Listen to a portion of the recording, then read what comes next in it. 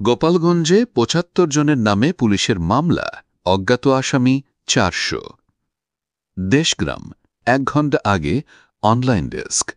গোপালগঞ্জে জাতীয় নাগরিক পার্টির সমাবেশ ও গাড়িবহরে হামলার ঘটনায় ৭৫ জনের নাম উল্লেখ করে সন্ত্রাসবিরোধী আইনে মামলা করেছে পুলিশ।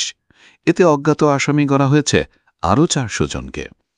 গোপালগঞ্জ সদর থানার ভারপ্রাপ্ত ওসি মোহাম্মদ আনিসুর রহমান গণমাধ্যমকে এই তথ্য নিশ্চিত করেছেন। গোপালগঞ্জে জাতীয় নাগরিক পার্টির সমাবেশ ঘিরে হামলা, সংঘর্ষ ও প্রাণহানির ঘটনার পর আইনশৃঙ্খলা নিয়ন্ত্রণে বুধবার রাত ৮টা থেকে বৃহস্পতিবার সন্ধ্যে ৬টা পর্যন্ত কারফিউ জারি করা হয়। পরবর্তীতে বৃহস্পতিবার থেকে অনির্দিষ্টকালের জন্য কারফিউ জারি করে স্বরাষ্ট্র মন্ত্রণালয়। তবে বেলা 11টা থেকে দুপুর 2টা পর্যন্ত 3 ঘণ্টার জন্য কারফিউ শিথিল রয়েছে। ফলে জেলায় এখন অনেকটাই স্বাভাবিক পরিস্থিতি বিরাজ করছে, যদিও আইন শৃঙ্খলা বাহিনীর সদস্যদের টহল কার্যকলাপ ছিল চোখে করার মতো।